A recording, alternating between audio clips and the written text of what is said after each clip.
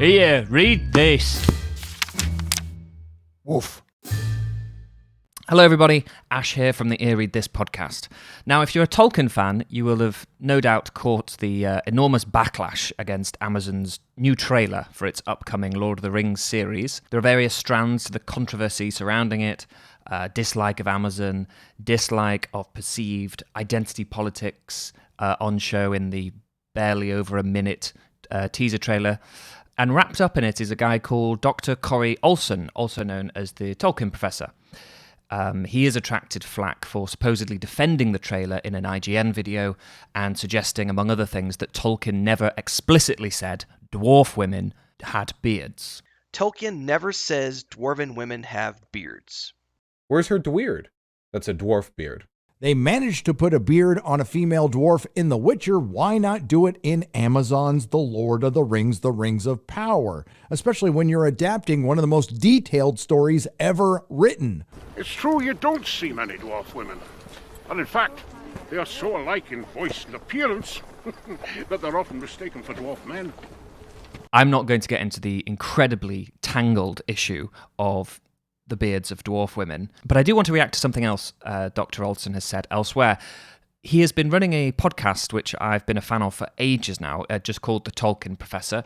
It's been running for years and years, and I also really enjoyed his book on The Hobbit, exploring J.R.R. Tolkien's The Hobbit, it's called. And the latest episode of his podcast is about the pitfalls of adaptation. Basically, after the flack he got for the IGN video, in which he was accused of being a shill for Amazon because he defended it. He isn't.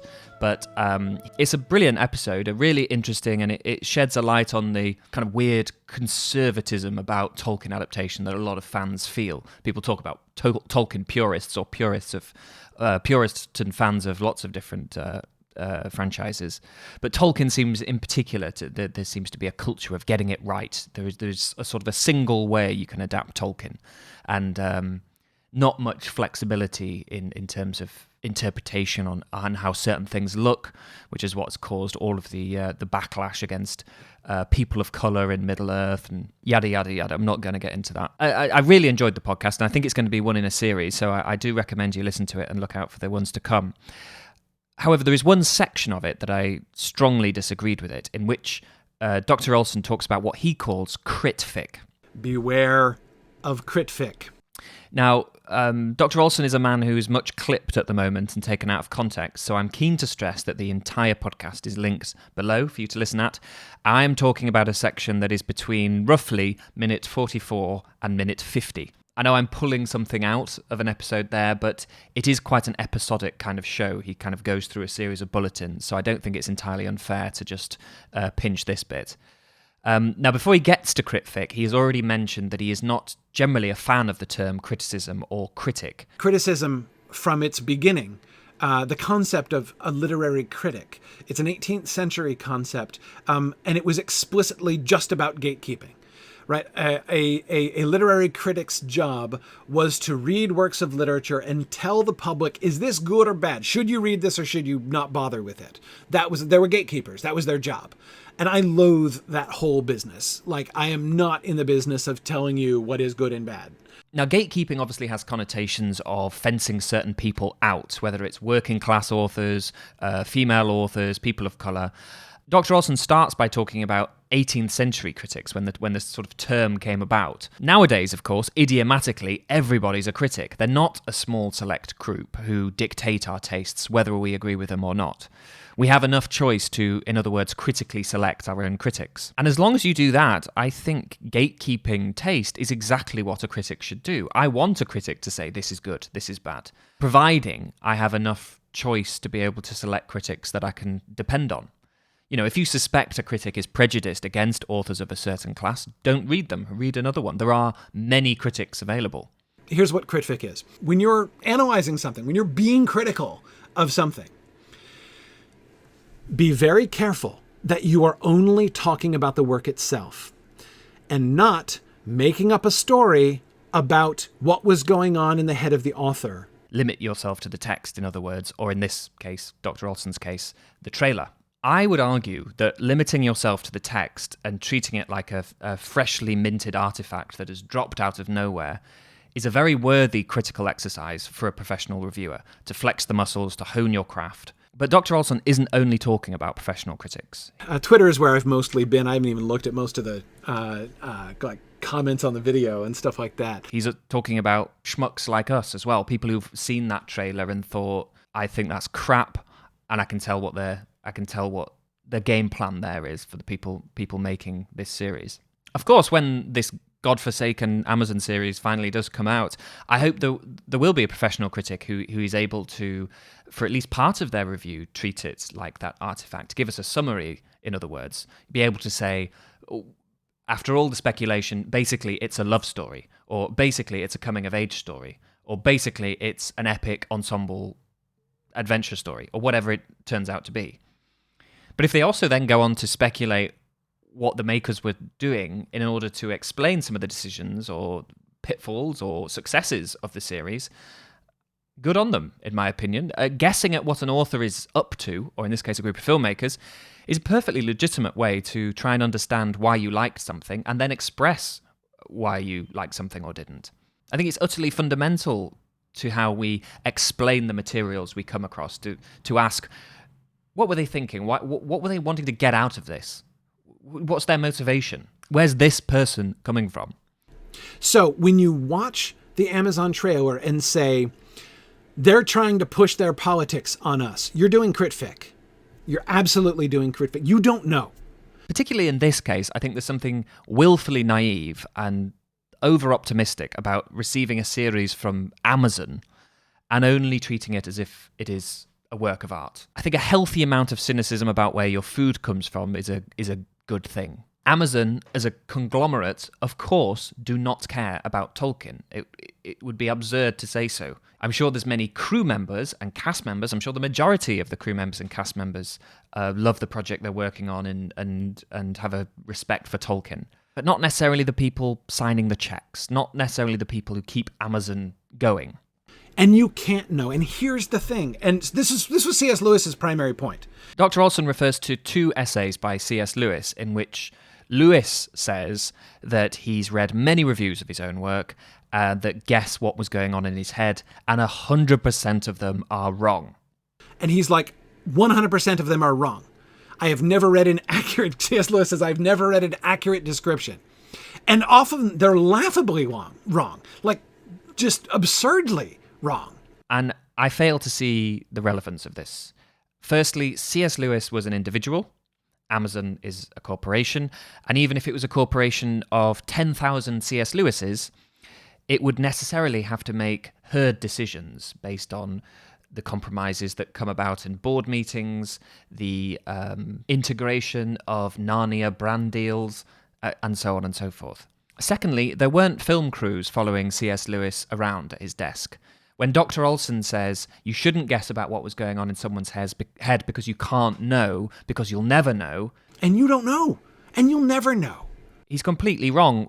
Often when it comes to filmmaking, we do know. We are shown endless hours of behind-the-scenes footage, Vanity Fair articles. Not just after the film comes out, but months and months before in order to like build up hype.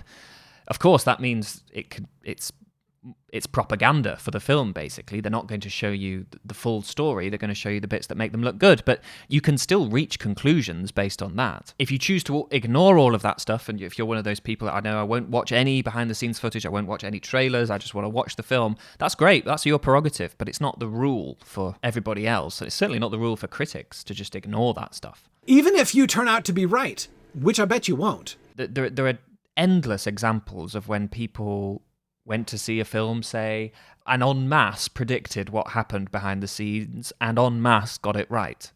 The Star Wars prequels come to mind. People go and see those, came out of them going, it feels like it was a complete mess behind the scenes, and George Lucas has sort of lost his way. In due course, behind-the-scenes footage comes out showing that it was a complete mess behind the scenes, and George Lucas had completely lost his way. I may have gone too far in a few places. When The Hobbit came out, and people said, it feels like they're stretching this out for money, and that behind the scenes everything is a shit show. Sure enough, the behind the scenes footage comes out and shows that everything was in chaos, everyone was rushed, it was a shit show, and yes, the studio was stretching them out for money. I spent so much of The Hobbit feeling like I was not on top of it, with the fact that I hadn't much prep and I was making it up as I went along. And even from a script point of view, Philip and Fran and I hadn't really... But it's not even the accuracy that's the main point here. All those people guessing at C.S. Lewis, and 100% of them getting it wrong, as Lewis not entirely unbiasedly says, are still making legitimate criticisms. All right, it's completely speculative, but it still informs us what they think about C.S. Lewis. If they said, during the writing of this essay on Christianity, C.S. Lewis was blind drunk, it might be way off base, but it tells us that the critic is saying it's disordered, it's overly emotional. Halfway through it, he breaks into song. What was that stuff about his ex? It doesn't matter, in other words, how accurate it is. But when you look at it and you say, it's bad, and I say, why is it bad? And you say, it's bad because they're pushing their politics on me. You've said nothing at all about the trailer. All you've said is something about what you guess or fear or dread or speculate is the motivation behind making the movie. And you don't know. And you'll never know. So just avoid it. Avoid it. It is always to be avoided.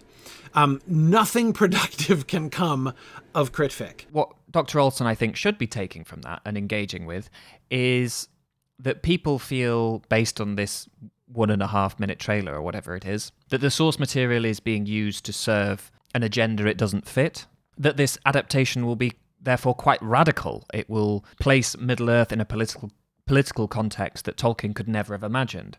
It's also a comment on what they might see as the lax historicism of the series. I hear the politics of my own age coming from the mouths of a fictional race supposedly thousands of years behind my own civilization. That is jarring. What the trailer has chosen to lay emphasis on advertises a certain brand of political thinking and not entertainment. All of these things express an emotional reaction to the trailer, regardless of whether or not they're right. I do have to say as well, of course, Amazon are going to play it safe politically. They are, again, a conglomerate. They're not an individual. They're going to have to err on the side of safety in order to have the broadest appeal possible. Whether or not you think it's a good thing or a bad thing, that means they're going to be far more diverse than the films from 20 years ago. They're going to reflect the mainstream social politics of today. This is just a feature of present-day corporate entertainment. And pretending that it's not that, pretending that it's the decision of an individual, is causing problems on both sides. On one side, you have the angered purists who complain about the forced diversity or whatever as if it's the decision of some woke intern, which it's not. And on the other hand, you have people like Dr. Olsen saying, you got to treat every single piece of art the same. You got to give it the benefit of the doubt, regardless of where it's come from. When of course you don't. Of course you can treat an Amazon series different to a lone auteur you catch who's made a Hobbit fan film and you see it at a film festival in Edinburgh or whatever. Again, putting yourself in the mind of whoever has made this artifact, whether it's Amazon or that lone auteur, is an essential way to try and understand and process films or books or whatever artifacts we stumble across. Anyway, what do you think of all this? What do you think about putting yourself in the shoes of someone who's made something?